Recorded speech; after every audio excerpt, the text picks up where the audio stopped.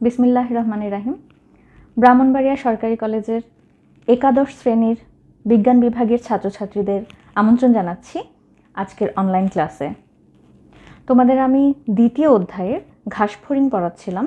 গত ক্লাসে আমি তোমাদের ঘাসফড়িংয়ের পৌষ্টিকতন্ত্র সম্পর্কে পড়িয়েছিলাম। আজ আলোচনা করব ঘাসফড়িংয়ের রক্ত সংবহনতন্ত্র নিয়ে। ঘাসফড়িংয়ের রক্ত সংবহনতন্ত্র বা ব্লাড সার্কুলেটরি সিস্টেম। প্রথমে আমাদের বুঝতে হবে সংবহন কি, সংবহনতন্ত্র বা রক্ত সংবহনতন্ত্র কি। সংবহন কি? সংবহন হচ্ছে বাহিত হওয়া। রক্ত সংবহনতন্ত্র হচ্ছে সেই তন্ত্র যে তন্ত্র দিয়ে রক্ত বাহিত হয় সারা দেহে। এখন ঘাসফড়িংয়ের রক্ত আমি তোমাদের আগেই বলেছি, ঘাসফড়িংয়ের রক্ত হচ্ছে, তোমরা নিশ্চয়ই আগে পড়েছ যে ঘাসফড়িংয়ের রক্ত হচ্ছে হিমোলিম্ফ, অর্থাৎ হিমোসিলের মধ্যে যেহেতু থাকে সেহেতু ঘাসফড়িংয়ের রক্তকে আমরা রক্ত না বলে হিমোলিম্ফ বলি। তাহলে ঘাসফড়িংয়ের এই হিমোলিম্ফ যে তন্ত্রের মাধ্যমে ওর সারা দেহে বাহিত হয় সেটাই হচ্ছে ওর ঘাসফড়িংয়ের রক্ত সংবহন তন্ত্র। ঘাসফড়িংয়ের দেহে রক্তরূপী হিমোলিম্ফ সংবহনের জন্য হৃদযন্ত্ররূপী পৃষ্ঠীয় বাহিকা এবং অন্যান্য বাহিকা নিয়ে গঠিত তন্ত্রকে রক্ত সংবহন তন্ত্র বলে। অর্থাৎ ঘাসফড়িংয়ের সেই তন্ত্র যেটা এর দেহে রক্তরূপী হিমোলিম্ফ সংবহন করে কিসের মাধ্যমে? পৃষ্ঠবাহিকা এবং অন্যান্য বাহিকা নিয়ে গঠিত যে ওর হৃদযন্ত্র, সেই হৃদযন্ত্ররূপী এই বাহিকাগুলো দিয়ে যে তন্ত্র গঠিত হয় ওর হিমোলিম্ফ সংবহনের জন্য, অর্থাৎ ওর রক্ত সংবহনের জন্য, সেটাই হচ্ছে ঘাসফড়িংয়ের রক্ত সংবহন তন্ত্র। প্রাণীদেহে আমরা সাধারণত দুই ধরনের রক্ত সংবহন তন্ত্র দেখতে পাই। একটা হচ্ছে মুক্ত বা ওপেন বা ল্যাকিউনার সংবহন তন্ত্র, আর আরেকটা হচ্ছে বদ্ধ রক্ত সংবহন তন্ত্র। মুক্ত রক্ত সংবহন তন্ত্র কোনটা? যে সংবহন তন্ত্রে রক্ত হৃদযন্ত্র থেকে নালিকা পথে বের হয়ে উন্মুক্ত দেহ গহ্বরে প্রবেশ করে এবং আবার সেই দেহ গহ্বর থেকে পুনরায় নালিকা পথে হৃদযন্ত্রে ফিরে আসে, সেটা হচ্ছে মুক্ত সংবহন তন্ত্র। অর্থাৎ রক্ত সবসময় রক্ত বাহিকার মধ্য দিয়ে প্রবাহিত হবে না, এটা দেহ গহ্বরের মধ্যে মুক্তভাবে প্রবাহিত হবে। উদাহরণ হিসেবে বলা যায় পতঙ্গ, মলাস্কা প্রভৃতি প্রাণীর দেহে এ ধরনের সংবহন দেখা যায়। এখন আমাদের ঘাসফড়িং যেহেতু পতঙ্গ, তাই ঘাসফড়িংয়ের দেহে মুক্ত রক্ত সংবহন তন্ত্র আমরা দেখতে পাই। আর বদ্ধ রক্ত সংবহন তন্ত্র হচ্ছে যেমন আমাদের মানুষের যে রক্ত সংবহন তন্ত্র, সেটা হচ্ছে বদ্ধ ধরনের রক্ত সংবহন তন্ত্র।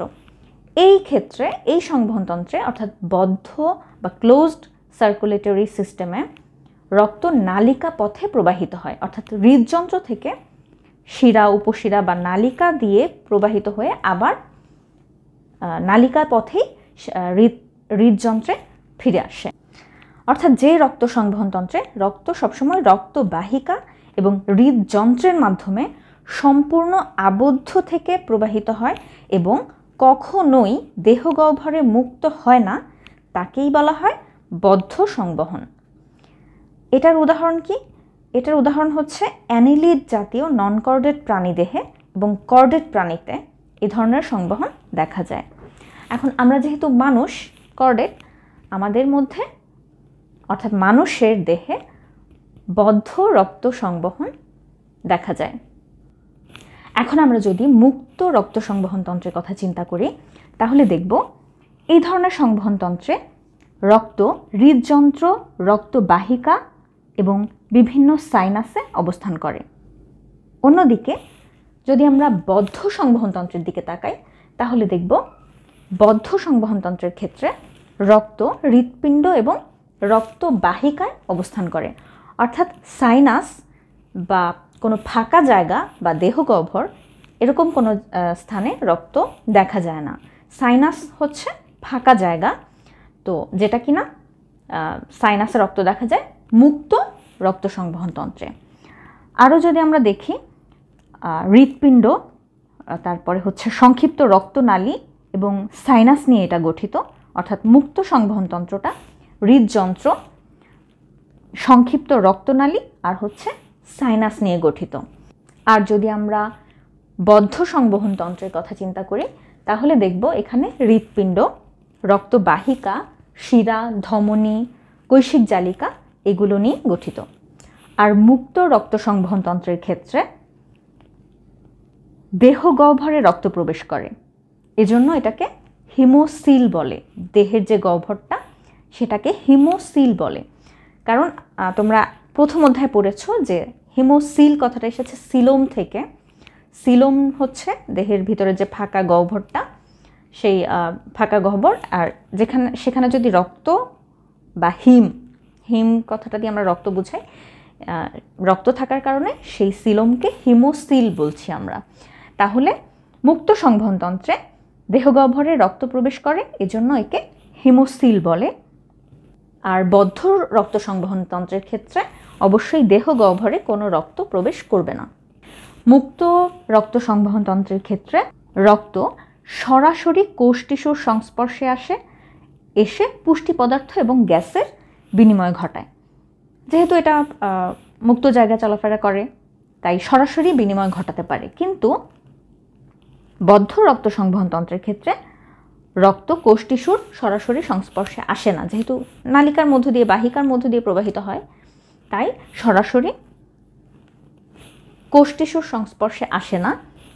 আর বদ্ধ সংবহন তন্ত্রের ক্ষেত্রে যেহেতু রক্তনালীর মধ্য দিয়ে প্রবাহিত হয়, রক্তবাহিকার মধ্য দিয়ে প্রবাহিত হয়, তাই রক্ত সরাসরি কোষ টিস্যুর সংস্পর্শে আসে না। এক্ষেত্রে কি হয়, টিস্যু রসের মাধ্যমে পুষ্টি পদার্থ এবং গ্যাসের বিনিময় ঘটে। আর মুক্ত রক্ত সংবহন তন্ত্রের ক্ষেত্রে আমি আগেই বলেছি পতঙ্গ, মলাস্কা অর্থাৎ আর্থ্রোপোডা, মলাস্কা এসব পর্বের প্রাণীতে হচ্ছে মুক্ত রক্ত সংবহন তন্ত্র দেখা যায়, আর বদ্ধ সংবহন তন্ত্র দেখা যায় অ্যানিলিডা, কর্ডাটা এই ধরনের পর্বের প্রাণীতে। তাহলে ঘাস ফড়িংয়ের রক্ত সংবহন তন্ত্র হচ্ছে অনুন্নত এবং উন্মুক্ত ধরনের, অর্থাৎ ওপেন মুক্ত রক্ত সংবহন তন্ত্র।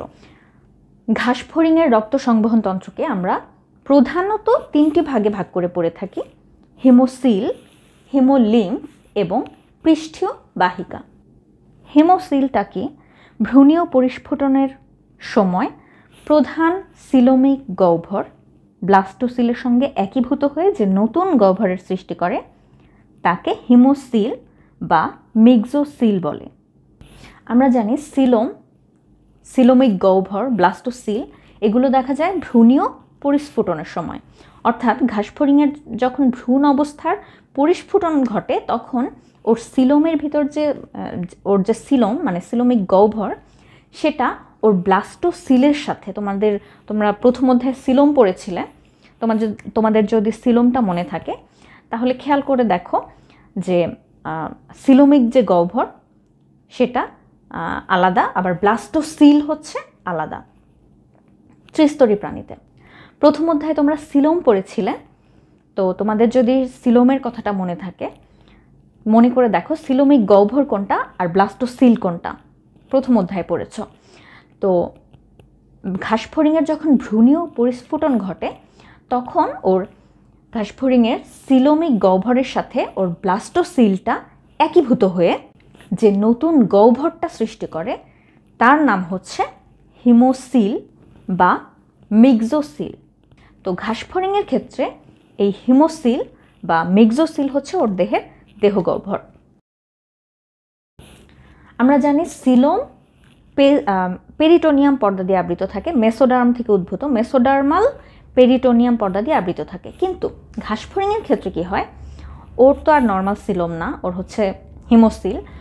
ওর এই হিমোসিলটা আবৃত থাকে বহিঃকোষীয় মাতৃকায়, এক্সট্রা সেলুলার ম্যাট্রিক্স দিয়ে আবৃত থাকে। এক্সট্রা সেলুলার মানে বহুকোষীয়, ম্যাট্রিক্স মানে মাতৃকা। তোমরা ইংরেজি টার্মগুলো অবশ্যই মনে রাখবে।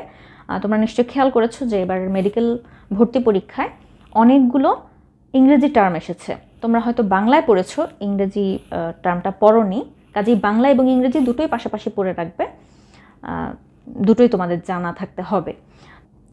ঘাসফড়িংয়ের এই হিমোসিল রক্তে পূর্ণ থাকে, যার কারণে সে কারণেই আমরা এটাকে হিমোসিল বলি আসলে। তো ঘাসফড়িংয়ের এই হিমোসিল রক্তে পূর্ণ থাকে। ঘাসফড়িংয়ের এই হিমোসিল দুটি অনুপ্রস্থ পর্দা দিয়ে বা ডায়াফ্রাম দিয়ে 3টি প্রকোষ্ঠ বা সাইনাসে বিভক্ত করা থাকে। হৃদযন্ত্রের তলদেশ বরাবর অবস্থিত পর্দাকে বলে পৃষ্ঠীয় পর্দা। এই যে এটা হচ্ছে হৃদযন্ত্র, এর জাস্ট নিচের যে পর্দাটা সেটা হচ্ছে পৃষ্ঠীয় পর্দা। আর এই যে স্নায়ুরজ্জুর ঠিক উপরের যে পর্দাটা সেটাকে বলা হয় অঙ্কীয় পর্দা। তাহলে এই দুটি পর্দা, পৃষ্ঠীয় এবং অঙ্কীয়, এই দুটি পর্দা দিয়ে ঘাসফড়িংয়ের যে দেহগহ্বর সেটা 3টি সাইনাসে বিভক্ত। 3টি সাইনাসের নাম হচ্ছে পেরিকার্ডিয়াল সাইনাস, পেরিভিসেরাল সাইনাস এবং পেরিনিউরাল সাইনাস। আমি আগেই বলেছি সাইনাস অর্থ হচ্ছে ফাঁকা জায়গা, তাহলে পেরিকার্ডিয়াল সাইনাস হচ্ছে এই যে পৃষ্ঠীয় পর্দার উপরের যে ফাঁকা অংশটুকু, সেই অংশটুকু হচ্ছে পেরিকার্ডিয়াল সাইনাস, যেখানে হৃদযন্ত্র অবস্থান করে। এরপর হচ্ছে পেরিভিসেরাল সাইনাস, পৃষ্ঠীয় পর্দার নিচের অংশটুকু। পৃষ্ঠীয় পর্দার নিচে এই পেরিভিসেরাল সাইনাস অংশ, আর এখানে রয়েছে পৌষ্টিক নালী, অর্থাৎ এটা পৌষ্টিক নালীকে ধারণ করে। আর পেরিনিউরাল সাইনাস হচ্ছে একদম নিচের দিকটা, অর্থাৎ অঙ্কীয় পর্দার নিচে অবস্থিত যে গহ্বরটা বা ফাঁকা জায়গাটা, এখানে স্নায়ুরজ্জু অবস্থান করে। তাহলে স্নায়ুরজ্জু যে অংশটায় রয়েছে সেই অংশটার নাম হচ্ছে পেরিনিউরাল সাইনাস। পৌষ্টিক নালী যে অংশটাতে রয়েছে সেটার নাম পেরিভিসেরাল সাইনাস। আর হৃদযন্ত্র যে অংশটাতে রয়েছে সেই অংশটা বা সেই দেহগহ্বরটা হচ্ছে পেরিকার্ডিয়াল সাইনাস। এই পর্দাগুলো ছিদ্রযুক্ত, যার কারণে রক্ত এক সাইনাস থেকে অন্য সাইনাসে যাতায়াত করতে পারে। আর এই যে অঙ্কীয় পর্দা, এই পর্দাটা পায়ের ভিতরেও বিস্তৃত। হিমোসিলের কাজ কি? হিমোসিল দেহের রক্ত, বিভিন্ন অঙ্গ, লসিকা ইত্যাদি ধারণ করে। আর এই হিমোসিলের মাধ্যমেই দেহের খাদ্যবস্তু এবং বর্জ্য পদার্থ পরিবাহিত হয়। তো আমাদের হিমোসিল শেষ হলো, তারপরে আমরা জানব হিমোলিম্ফ সম্পর্কে। হিমোলিম্ফ হচ্ছে ঘাসফড়িংয়ের রক্ত। ঘাসফড়িংয়ের রক্তকে আমরা হিমোলিম্ফ বলি। বর্ণহীন প্লাজমা এবং এর মধ্যে ভাসমান অসংখ্য বর্ণহীন কণিকা বা হিমোসাইট নিয়ে এই হিমোলিম্ফ গঠিত। রক্ত হিমোসিল নামক গহ্বরে লসিকার সাথে বা লিম্ফের সাথে মিশ্রিত অবস্থায় থাকে বলে, এই যে লসিকার ইংরেজি হচ্ছে লিম্ফ, আর হিমোসিল নামক গহ্বরে এই লিম্ফ রয়েছে, তাই একে বলা হয়, অর্থাৎ ঘাসফড়িং বা বিভিন্ন পতঙ্গের রক্তকে হিমোলিম্ফ বলে। তাহলে হিমোলিম্ফ নামটা কেন হলো? রক্ত লসিকার সাথে অর্থাৎ লিম্ফের সাথে মিশ্রিত অবস্থায় হিমোসিলে, অর্থাৎ ওর দেহ গহ্বর যেটা হিমোসিলে অবস্থান করে বলে ওর, অর্থাৎ পতঙ্গ বা ঘাসফড়িংয়ের রক্তের নাম হচ্ছে হিমোলিম্ফ। হিমোসিলের হিমো আর লিম্ফ, হিমোলিম্ফ। আর এই হিমোলিম্ফে হিমোগ্লোবিন বা কোনো শ্বাসরঞ্জক পদার্থ থাকে না, যার কারণে এটা বর্ণহীন হয়ে থাকে এবং শ্বসনে তেমন কোনো ভূমিকা পালন করে না। ঘাসফড়িংয়ের হিমোলিম্ফ বা রক্তের কাজ কি? ঘাসফড়িংয়ের হিমোলিম্ফ বা রক্তের কাজ হলো খাদ্যসার, রেচনদ্রব্য, হরমোন ইত্যাদি পরিবহন করে, অ্যামিনো অ্যাসিড, কার্বোহাইড্রেট প্রভৃতি জমা রাখে, জীবাণু ধ্বংস করা, রক্ত তঞ্চনে সাহায্য করা, ডানার সঞ্চালন, খোলস মোচন ইত্যাদিতে সহায়তা করা হিমোলিম্ফের কাজ। ঘাসফড়িংয়ের রক্ত সংবহন তন্ত্রের তৃতীয় অংশটির নাম হচ্ছে পৃষ্ঠীয় বাহিকা বা ডরসাল ভেসেল। দেহের মধ্যপৃষ্ঠীয় অবস্থানে রক্ষিত এটি প্রধান স্পন্দনশীল অঙ্গ। এই অঙ্গ দুটি অংশে বিভক্ত। এক, অস্টিয়াবিহীন সোজা নলাকার সম্মুখ ও পশ্চাৎ অ্যাওর্টা এবং হৃদযন্ত্র। তাহলে ঘাসফড়িংয়ের পৃষ্ঠীয় বাহিকা বা ডর্সাল ভেসেল দুটি অংশে বিভক্ত। প্রথমত সম্মুখ ও পশ্চাৎ অ্যাওর্টা, যেটা কিনা অস্টিয়াবিহীন এবং সোজা ও নলাকার। আর 2 নম্বর হচ্ছে হৃদযন্ত্র বা হার্ট। ঘাসফড়িংয়ে একটি লম্বাটে নলাকার হৃদযন্ত্র থাকে। এটি বক্ষ ও উদরীয় অঞ্চলের পৃষ্ঠদেশে মাঝ বরাবর যে গহ্বরে থাকে তাকে পেরিকার্ডিয়াল সাইনাস বলে। হৃদযন্ত্রটি 7টি ফানেল আকারের প্রকোষ্ঠে বিভক্ত। তোমাদের নিশ্চয় মনে আছে মানুষের হৃদযন্ত্র 4 প্রকোষ্ঠ বিশিষ্ট, আর ঘাসফড়িংয়ের হৃদযন্ত্র হচ্ছে 7 প্রকোষ্ঠ বিশিষ্ট। তাহলে ঘাসফড়িংয়ের হৃদযন্ত্র 7টা ফানেল আকৃতির প্রকোষ্ঠে বিভক্ত। প্রতিটি প্রকোষ্ঠে পার্শ্বীয় দিকে একটি করে মোট 1 জোড়া ছিদ্র রয়েছে। ছিদ্রগুলোকে অস্টিয়া বলে, বহুবচনে অস্টিয়া আর একবচনে হচ্ছে অস্টিয়াম। তো প্রতিটি অস্টিয়ামে কপাটিকা থাকে, যা রক্তকে হৃদযন্ত্রে শুধু প্রবেশ করতে দেয়, বের হতে দেয় না। তাহলে প্রত্যেকটা প্রকোষ্ঠের পার্শ্ব দিকে যে ছিদ্র রয়েছে সেই ছিদ্রকে আমরা বলছি অস্টিয়া। তাহলে প্রতিটি প্রকোষ্ঠের পাশের দিকে একটি করে, 2 দিকে 2টি অর্থাৎ 1 জোড়া ছিদ্র রয়েছে, যেটার নাম হচ্ছে অস্টিয়া, একবচনে যেটাকে আমরা অস্টিয়াম বলি। তো সেই অস্টিয়ামে ভালভ বা কপাটিকা আছে, মানুষের হৃদযন্ত্রেও আছে ভালভ। তো এই কপাটিকার কাজ হচ্ছে এটা রক্তকে একমুখী ভাবে প্রবাহিত হতে সাহায্য করে, অর্থাৎ কেবল একদিকে রক্ত যাবে কিন্তু ব্যাকফ্লো করতে পারবে না। পিছনে যদি আসতে নেয় তাহলে এটা হচ্ছে এমনভাবে দরজাটা খুলে যাবে, এটা পিছন দিকে আসতে গেলে দরজাটা বন্ধ হয়ে যাবে। এটা যখন একদিকে যেতে থাকবে দরজা কপাটিকা বা ভালভটা খুলে যাবে, আবার যদি রক্ত পিছন দিকে আসতে নেয় তাহলে এটা বন্ধ হয়ে যাবে, যার কারণে এটা আর ব্যাকফ্লো হবে না, পিছনে যেতে পারবে না রক্তটা। তো প্রতিটি অস্টিয়ামে এই কপাটিকা বা ভালভ থাকে, যা রক্তকে হৃদযন্ত্রে শুধু প্রবেশ করতে দেয়, বের হতে দেয় না। টারগামের অঙ্কীয় তলের দুপাশ থেকে অ্যালারি পেশি নামক ত্রিকোণাকার পাখার মতো বিশেষ ধরনের পেশি উৎপন্ন হয়ে পেরিকার্ডিয়াল সাইনাসের প্রাচীরে যুক্ত হয় এবং হৃদযন্ত্রের পার্শ্বীয় অঙ্কীয় দেশেও যুক্ত থাকে। তো এগুলোর অঙ্কীয় তলের এর টারগামের অঙ্কীয় তলের 2 পাশ থেকে অ্যালারি পেশি বা অ্যালারি মাসল নামক ত্রিকোণাকার পাখার মতো বিশেষ এক ধরনের পেশি উৎপন্ন হয়, যেটা কিনা পেরিকার্ডিয়াল সাইনাসের প্রাচীরে যুক্ত হয়। আর এই অ্যালারি পেশিগুলো হৃদযন্ত্রের পার্শ্বীয় অঙ্কীয় দেশেও যুক্ত থাকে। ঘাসফড়িংয়ে অ্যালারি পেশি থাকে 6 জোড়া। 6 জোড়া অ্যালারি পেশি এই ঘাসফড়িংয়ের হৃদযন্ত্রের চারদিকে থাকে। এই অ্যালারি পেশিগুলোর সংকোচন এবং প্রসারণ রক্ত সংবহনে গুরুত্বপূর্ণ ভূমিকা পালন করে। এবার আমরা জানব ঘাসফড়িংয়ের রক্ত সংবহন প্রক্রিয়াটা কি। Mechanism of blood circulation. ঘাসফড়িংয়ের রক্ত সংবহন প্রক্রিয়া। হৃদযন্ত্র এবং অ্যালারি পেশির সংকোচন প্রসারণের ফলে ঘাসফড়িংয়ের দেহের বিভিন্ন অঞ্চলে রক্ত প্রবাহিত হয়। অর্থাৎ ঘাসফড়িংয়ের হৃদযন্ত্র এবং তার পাশে যে অ্যালারি পেশিগুলো রয়েছে সেগুলোর সংকোচন এবং প্রসারণের ফলে ঘাসফড়িংয়ের দেহের বিভিন্ন অঞ্চলে রক্ত প্রবাহিত হয়। হৃদযন্ত্রের প্রত্যেক প্রকোষ্ঠ ক্রমাগত ঢেউয়ের মতো সংকুচিত প্রসারিত হতে থাকে। ঘাসফড়িংয়ের হৃদযন্ত্রের স্পন্দন প্রতি মিনিটে 100 থেকে 110 বার।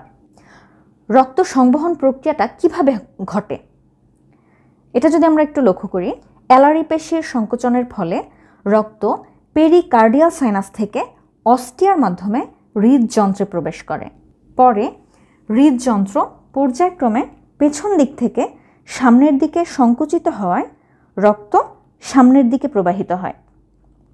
তাহলে প্রথমে অ্যালারি পেশির সংকোচনের ফলে রক্ত পেরিকার্ডিয়াল সাইনাস থেকে অস্টিয়ার মাধ্যমে হৃদযন্ত্রে প্রবেশ করে।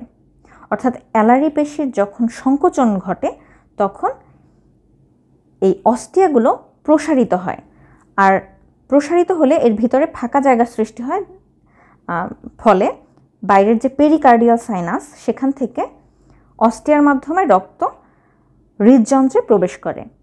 পরে হৃদযন্ত্র পর্যায়ক্রমে পেছন দিক থেকে সামনের দিকে সংকুচিত হয়, যার ফলে রক্ত সামনের দিকে প্রবাহিত হয় এবং অ্যাওর্টার ভিতর দিয়ে হিমোসিলে পৌঁছায়। অস্টিয়ায় যেহেতু কপাটিকা আছে, তাই রক্ত হৃদযন্ত্র থেকে বাইরে আসতে পারে না, কেবল বাইরে থেকে হৃদযন্ত্রের ভিতরে প্রবেশ করতে পারে। একইভাবে হৃদযন্ত্রের প্রকোষ্ঠসমূহের মধ্যেও কপাটিকা থাকে, ফলে রক্ত পেছন দিকে প্রবাহিত হতে পারে না, কেবলমাত্র পেছন থেকে সামনের দিকে প্রবাহিত হয়। রক্ত প্রথমে মস্তকে প্রবেশ করে এবং ধীরে ধীরে পেছন দিকে প্রবাহিত হয়। হৃদযন্ত্র যখন আবার প্রসারিত হয় তখন হিমোসিল থেকে পেরিকার্ডিয়ামের প্রাচীরের ছিদ্রপথে পেরিকার্ডিয়াল সাইনাসে ফিরে আসে। ঘাসফড়িংয়ের সমগ্র দেহে একবার রক্তপ্রবাহ সম্পন্ন হতে 30 থেকে 60 মিনিট সময় লাগে। অর্থাৎ রক্ত প্রবাহিত হয় পেরিকার্ডিয়াল সাইনাস থেকে, অর্থাৎ হিমোসিলের পেরিকার্ডিয়াল সাইনাস থেকে হৃদযন্ত্রের প্রসারণের মাধ্যমে, প্রথমে হৃদযন্ত্রে, এরপর হৃদযন্ত্রের সংকোচনের মাধ্যমে সামনের দিকে সম্মুখ অ্যাওর্টাতে, সেখান থেকে মস্তকের সাইনাসে, এটাও হিমোসিল, হিমোসিলের মস্তকের সাইনাস অংশে, সেখান থেকে পেরিনিউরাল সাইনাস, পেরিভিসারাল সাইনাস এবং পেরিকার্ডিয়াল সাইনাস হয়ে আবারও হৃদযন্ত্রের প্রসারণের মাধ্যমে হৃদযন্ত্রে প্রবেশ করে। এখন সিলোম এবং হিমোসিলের পার্থক্য আমি আশা করি তোমাদের কাছে ক্লিয়ার। আমি আরও একবার বলছি, সিলোম এবং হিমোসিলের পার্থক্যটা তোমরা খুব ভালোভাবে মনে রাখবে। সিলোম হচ্ছে মেসোডার্ম উদ্ভূত পেরিটোনিয়াম আবরণে পরিবৃত দেহপ্রাচীর ও পৌষ্টিকনালীর মধ্যবর্তী সিলোমিক রসপূর্ণ গহ্বর। অর্থাৎ এখানে একটা আবরণ থাকবে যেটা কিনা মেসোডার্ম উদ্ভূত, এবং সেই আবরণের নাম হচ্ছে পেরিটোনিয়াম আবরণ। তো এটা দিয়ে পরিবৃত দেহপ্রাচীর এবং পৌষ্টিকনালীর মধ্যবর্তী যে অংশ, দেহপ্রাচীর এবং পৌষ্টিকনালীর মধ্যবর্তী যে অংশ, যেই সিলোমিক রসপূর্ণ গহ্বর, সেটা হচ্ছে সিলোম। আর হিমোসিল হচ্ছে সেই আবরণবিহীন। হিমোসিলে সেই আবরণটা নেই, সেই পেরিটোনিয়ামের আবরণটা নেই, অর্থাৎ এটা হচ্ছে মেসোডার্ম উদ্ভূত পেরিটোনিয়াম আবরণবিহীন দেহপ্রাচীর ও পৌষ্টিকনালীর মধ্যবর্তী রক্তপূর্ণ গহ্বর। অর্থাৎ সিলোমে রক্ত থাকবে না, সিলোমিক রস থাকবে। আর হিমোসিলে, যেহেতু হিম কথাটা আছে, হিমোসিলে রক্ত থাকবে, রক্ত থাকবে হিমোসিলে। সিলোমে কোনো রক্ত থাকবে না, সেখানে থাকবে সিলোমিক রস। সিলোম দেহের কোনো অঙ্গ বা উপাঙ্গে প্রসারিত হয় না, এটা হচ্ছে দেহের মেইন যে দেহ গহ্বর। আর হিমোসিল সকল উপাঙ্গে প্রসারিত হয়। সিলোম রক্ত সংবহনতন্ত্রের অংশ গঠন করে না, অন্যদিকে হিমোসিল রক্ত সংবহনতন্ত্রের অংশ গঠন করে। সিলোমে পুষ্টি পদার্থ পরিবাহিত হয় না, কিন্তু হিমোসিলে যেহেতু রক্ত আছে তাই হিমোসিলে পুষ্টি পদার্থ পরিবাহিত হয়। সিলোমের উদাহরণ হচ্ছে অ্যানিলিডা এবং কর্ডাটা পর্ব। অ্যানিলিডা এবং কর্ডাটা পর্বের প্রাণীতে সিলোম পাওয়া যায়, আর হিমোসিল দেখা যায় আর্থ্রোপোডা মলাস্কা পর্বের প্রাণীতে। আশা করি তোমরা ঘাসফড়িংয়ের রক্ত সংবহন তন্ত্রটা বুঝতে পেরেছো, কিভাবে রক্ত সংবহন তন্ত্রের মধ্য দিয়ে ঘাসফড়িংয়ের রক্ত পরিবাহিত হয়, সেই মেকানিজমটা আশা করি বুঝতে পেরেছো। এবং তোমরা যদি মানুষের রক্ত সংবহন তন্ত্রের সাথে ঘাসফড়িংয়ের রক্ত সংবহন তন্ত্রটা একটু তুলনা করে চিন্তা করে পড়ো, তাহলে তোমাদের আরও বেশি মনে থাকবে। আশা করি তোমরা আজকে ঘাসফড়িংয়ের রক্ত সংবহন তন্ত্র বুঝতে পেরেছো। তোমাদের কোনো প্রশ্ন থাকলে অবশ্যই কমেন্টে প্রশ্ন করবে। একাদশ শ্রেণীর শিক্ষার্থীরা নিচে কমেন্টে অবশ্যই তোমার রোল নাম্বারটা লিখে দিবে, আর ঘাসফড়িংয়ের রক্ত সংবহন তন্ত্রের চিত্র এঁকে ক্লাসের পর কমেন্ট বক্সে দিয়ে দিবে। গত ক্লাসে বেশ কয়েকজন অনেক সুন্দর করে ছবি এঁকেছো, তোমাদেরকে অনেক অনেক ধন্যবাদ। আশা করব তোমরা এই ক্লাসের পরেও ঘাসফড়িংয়ের রক্ত সংবহন তন্ত্রের চিত্রটা সুন্দর করে এঁকে কমেন্টে দিয়ে দিবে। ঘাসফড়িংয়ের শ্বসনতন্ত্র বা রেসপিরেটরি সিস্টেম, ঘাসফড়িংয়ের শ্বসনতন্ত্র বেশ অনেকটাই উন্নত ধরনের। তোমাদের রক্ত সংবহনতন্ত্র পড়ানোর সময় বলেছিলাম যে ঘাসফড়িংয়ের রক্ত বা হিমোলিম্ফ অক্সিজেন পরিবহনে তেমন কোনো ভূমিকা পালন করে না, আর যে কারণে ঘাসফড়িংয়ের রক্ত যে অক্সিজেন পরিবহন করতে পারে না সেই সমস্যাটা অনেকাংশেই দূর হয়ে যায়, কেননা ঘাসফড়িংয়ের শ্বসনতন্ত্র বেশ অনেকটাই উন্নত ধরনের। তো ঘাসফড়িং শ্বসনের জন্য বাতাস থেকে অক্সিজেন গ্রহণ করে। ঘাসফড়িং পরিবেশ থেকে যে অক্সিজেন গ্রহণ করে সেটা সরাসরি তার দেহকোষে প্রবেশ করে ট্রাকিয়ার মাধ্যমে। ট্রাকিয়া হচ্ছে এক ধরনের সূক্ষ্ম শাখা প্রশাখাযুক্ত ঘাসফড়িংয়ের যে শ্বাসনালী, সেই শ্বাসনালীর শাখা প্রশাখার মাধ্যমে সে অক্সিজেন গ্রহণ করে এবং সরাসরি সেটা দেহকোষে চলে যায়। আবার দেহকোষে যে কার্বন ডাইঅক্সাইড উৎপন্ন হয় সেটা সেই একই পথে আবার দেহ থেকে বের হয়ে যায়। শ্বসন সম্পাদনের জন্য ঘাসফড়িংয়ের এই ট্রাকিয়া এবং শাখা প্রশাখাগুলো মিলিত হয়ে যে তন্ত্র গঠন করেছে সেই তন্ত্রের নাম হচ্ছে ট্রাকিয়াল তন্ত্র। ঘাসফড়িংয়ের এই ট্রাকিয়াল তন্ত্র বা শ্বসনতন্ত্র কী কী অংশ নিয়ে গঠিত? ঘাসফড়িংয়ের এই শ্বসনতন্ত্র বা ট্রাকিয়াল তন্ত্র প্রধানত 4টি অংশ নিয়ে গঠিত। 1. শ্বাসরন্ধ্র বা স্পাইরাকল, 2. শ্বাসনালী বা ট্রাকিয়া, 3. ট্রাকিওল এবং 4. বায়ুথলি বা এয়ারস্যাক। শ্বাসরন্ধ্র বা স্পাইরাকল হচ্ছে ট্রাকিয়াল তন্ত্রের উন্মুক্ত ছিদ্রপথ। ঘাসফড়িংয়ের দেহের 2 পাশে মোট 10 জোড়া শ্বাসরন্ধ্র বা স্পাইরাকল রয়েছে। এর মধ্যে 2 জোড়া বক্ষীয় অঞ্চলে এবং 8 জোড়া উদরীয় অঞ্চলে অবস্থিত। প্রতিটি শ্বাসরন্ধ্র ডিম্বাকার ছিদ্রবিশেষ এবং পেরিট্রিম নামক কাইটিন নির্মিত প্রাচীরে পরিবেষ্টিত থাকে। রন্ধ্রগুলোর মুখে সূক্ষ্ম রোমযুক্ত ছাঁকনি যন্ত্র বা ফিল্টারিং অ্যাপারেটাস থাকায় ধুলাবালি, জীবাণু, পানি ইত্যাদি ভিতরে প্রবেশ করতে পারে না। পেশি নিয়ন্ত্রিত কপাটিকার সাহায্যে রন্ধ্রগুলো খোলা বা বন্ধ হয়। শ্বাসরন্ধ্র যদি বন্ধ থাকে তাহলে তখন দেহ থেকে জলীয় বাষ্প বের হতে পারে না। 2. শ্বাসনালী বা ট্রাকিয়া। প্রতিটি শ্বাসরন্ধ্র অ্যাট্রিয়াম নামক একটি ক্ষুদ্র প্রকোষ্ঠে উন্মুক্ত। এখান থেকেই উৎপন্ন হয় সূক্ষ্ম শাখা প্রশাখাযুক্ত স্থিতিস্থাপক বহিঃত্বকীয় বা এক্টোডার্মাল ট্রাকিয়া, যা ঘাসফড়িংয়ের প্রধান শ্বসনাঙ্গ এবং সারা দেহে জালিকাকারে বিস্তৃত। ট্রাকিয়া ত্বকের অন্তঃপ্রবর্ধক হিসেবে গঠিত হয়। এদের প্রাচীর 3 স্তর বিশিষ্ট বাইরের এপিডার্মিস গঠিত ভিত্তিঝিল্লি বা বেজমেন্ট মেমব্রেন, মাঝখানে চাপা বহুভুজাকার কোষ দিয়ে গঠিত এপিথেলিয়াম এবং ভিতরের অংশটা হচ্ছে কিউটিকল নির্মিত ইন্টিমা। ট্রাকিয়ার অন্তস্থ গহ্বর দিয়ে বায়ু প্রবাহিত হয়। এই গহ্বরে কিছুটা পরপর ইন্টিমা পুরো হয়ে আংটির মতো বলয় গঠন করে। এগুলোর নাম হচ্ছে টিনিডিয়া। টিনিডিয়া থাকার কারণে ট্রাকিয়া কখনোই চুপসে যায় না।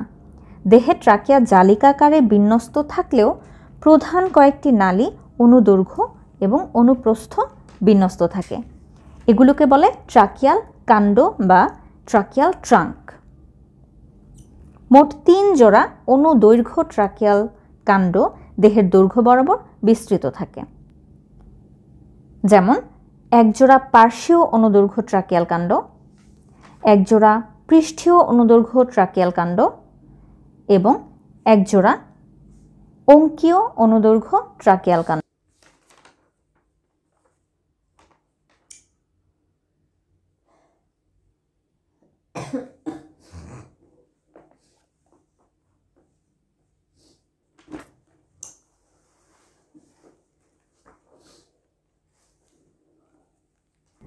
একজোড়া পার্শ্বীয় অনুদৈর্ঘ্য ট্রাকিয়াল কাণ্ড বা ল্যাটেরাল লঙ্গিটিউডিনাল ট্রাকিয়াল ট্রাঙ্ক, একজোড়া পৃষ্ঠীয় অনুদৈর্ঘ্য ট্রাকিয়াল কাণ্ড বা ডরসাল লঙ্গিটিউডিনাল ট্রাকিয়াল ট্রাঙ্ক এবং একজোড়া অঙ্কীয় অনুদৈর্ঘ্য ট্রাকিয়াল কাণ্ড বা ventral longitudinal tracheal trunk.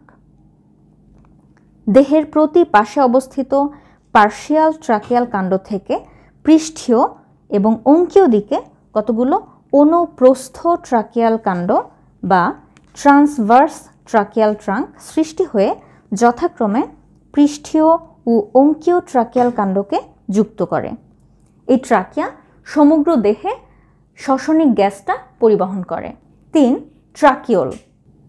Trachea থেকে ট্রাকিওল নামে সূক্ষ্ম শাখা সৃষ্টি হয়। এগুলো এক কোষী নালিকা, মাত্র 1 মাইক্রোমিটার ব্যাস বিশিষ্ট, প্রাচীর ইন্টিমা এবং টিনিডিয়া বিহীন, কিন্তু এগুলোর অভ্যন্তর টিস্যু রসে পূর্ণ থাকে। এই টিস্যু রসই অন্যান্য প্রাণীর রক্তের মতো শ্বসনে প্রত্যক্ষ ভূমিকা রাখে। এই রসের মাধ্যমেই দেহকোষে গ্যাসীয় আদান প্রদান ঘটে থাকে। 4. বায়ুথলি বা এয়ার স্যাক। ট্রাকিয়ার কিছু শাখা প্রসারিত হয়ে বড় ইন্টিমাবিহীন ও পাতলা প্রাচীরযুক্ত বায়ুথলি গঠন করে। এইসব থলিতে বাতাস জমা থাকে এবং শ্বসনের সময় এরা বায়ু প্রবাহকে নিয়ন্ত্রণ করে। তাহলে ট্রাকিয়া এবং ট্রাকিওলের মধ্যে পার্থক্যটা যদি আমরা দেখি, ট্রাকিয়া হচ্ছে পতঙ্গ শ্রেণীর প্রাণীদেহের শ্বাসনালীর নাম, আর ট্রাকিওল হচ্ছে ট্রাকিয়ার অতি সূক্ষ্ম শাখার নাম। অর্থাৎ ট্রাকিয়া হচ্ছে শ্বাসনালীর নাম, আর সেই শ্বাসনালীর অতি সূক্ষ্ম যে শাখা সেটার নাম হচ্ছে ট্রাকিওল। ট্রাকিয়া হচ্ছে শাখান্বিত প্রশস্ত দেহ গহ্বরযুক্ত, ট্রাকিওল হচ্ছে শাখাহীন সরু গহ্বরযুক্ত। ট্রাকিয়া অ্যাট্রিয়াম থেকে সৃষ্টি হয়, ট্রাকিওল কোষ থেকে উৎপন্ন হয়।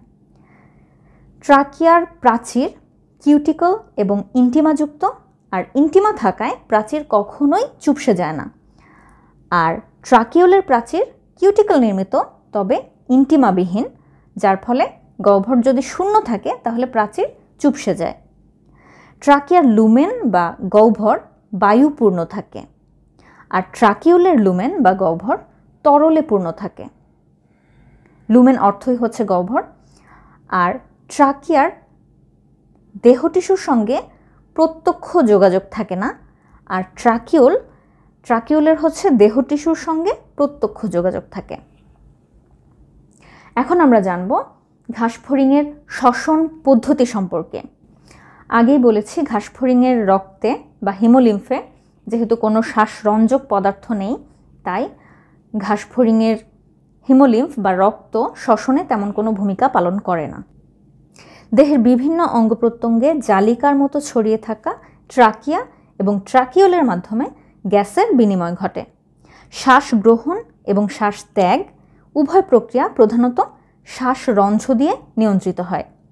পেশির কার্যকারিতায় উদরের ছন্দময় সংকোচন প্রসারণের ফলে পরিবেশ থেকে অক্সিজেন দেহের ভিতরে প্রবেশ করে এবং ট্রাকিয়াল তন্ত্র থেকে কার্বন ডাইঅক্সাইড দেহ থেকে বেরিয়ে আসে। শ্বাস গ্রহণ বা প্রশ্বাস বা ইন্সপিরেশন।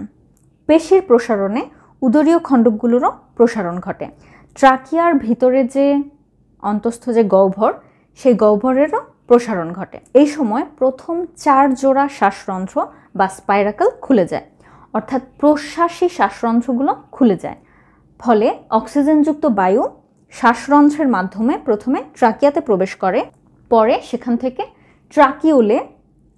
ট্রাকিওলে গিয়ে টিস্যু রসে দ্রবীভূত হয় এবং তারপর বায়ুথলির মাধ্যমে কোষের ভিতরে পৌঁছে যায়। আর শ্বাস ত্যাগ বা নিঃশ্বাস বা এক্সপিরেশন, এই ক্ষেত্রে ঠিক উল্টোটা ঘটে। শ্বাস ত্যাগ একটা নিষ্ক্রিয় প্রক্রিয়া। কোষীয় শ্বসনে যে কার্বন ডাইঅক্সাইড সৃষ্টি হয় সেটা ব্যাপন প্রক্রিয়ায় ট্রাকিওল রসে আসে এবং সেখান থেকে ট্রাকিয়াতে প্রবেশ করে। এক্ষেত্রে কি হয়, বক্ষীয় আর উদরীয় পেশির সংকোচন ঘটে, যার ফলে দেহখণ্ডকগুলোরও সংকোচন ঘটে এবং এর ফলে ট্রাকিয়ার ভিতরে যে আয়তন, সেই আয়তনও হ্রাস পায়। এই সময় দেহের পশ্চাৎ দিকের যে 6 জোড়া শ্বাসরন্ধ্র, সেই শ্বাসরন্ধ্রগুলো খুলে যায়। কার্বন ডাইঅক্সাইড সমৃদ্ধ বায়ু ট্রাকিয়া থেকে দেহের বাইরে দ্রুত বেরিয়ে যায়। মূলত নিঃশ্বাসের সময় খুব অল্প পরিমাণ কার্বন ডাইঅক্সাইড দেহ থেকে বের হয়। কোষে উৎপন্ন অধিকাংশ কার্বন ডাইঅক্সাইডই রক্তের প্লাজমা দ্বারা পরিবাহিত হয়ে ব্যাপন প্রক্রিয়ায় দেহতল থেকে বেরিয়ে যায়। তাহলে আমরা যদি শ্বসনের যে গতিপথটা সেটা একটা রেখচিত্রের মাধ্যমে দেখি, তাহলে দেখব বায়ুমণ্ডল থেকে অক্সিজেন শ্বাসরন্ধ্রের মাধ্যমে অ্যাট্রিয়ামে পৌঁছায়, সেখান থেকে ট্রাকিয়া, ট্রাকিয়া থেকে ট্রাকিওল, সেখান থেকে বায়ুথলি, বায়ুথলি থেকে দেহকোষে অক্সিজেনের অনুপ্রবেশ ঘটে, জারণ ক্রিয়া সম্পন্ন হয়, দেহকোষে কার্বন ডাইঅক্সাইড উৎপন্ন হয়, সেই কার্বন ডাইঅক্সাইড আবার ট্রাকিওল দিয়ে ট্রাকিয়ায় এবং অ্যাট্রিয়াম হয়ে শ্বাসরন্ধ্র হয়ে আবার ঘাসফড়িংয়ের দেহ থেকে বায়ুমণ্ডলে চলে যায়। তাহলে এভাবেই ঘাসফড়িংয়ের দেহের শ্বসনতন্ত্র বা শ্বসন কার্য সম্পন্ন হয়। তো আশা করি তোমরা ঘাসফড়িংয়ের শ্বসনতন্ত্র এবং শ্বসন পদ্ধতিটা বুঝতে পেরেছ। তোমাদের কোনো প্রশ্ন থাকলে অবশ্যই কমেন্টে জানাবে। আর আগে তোমাদের একভাবে ক্লাস নিতাম, এখন আজকে আরেকভাবে নিলাম। তো কোনটা তোমাদের বেশি ভালো লেগেছে সেটা কমেন্টে জানাবে। তোমরা সবাই ভালো থেকো, সুস্থ থেকো, ঠিকমতো পড়াশোনা করো। আল্লাহ হাফেজ।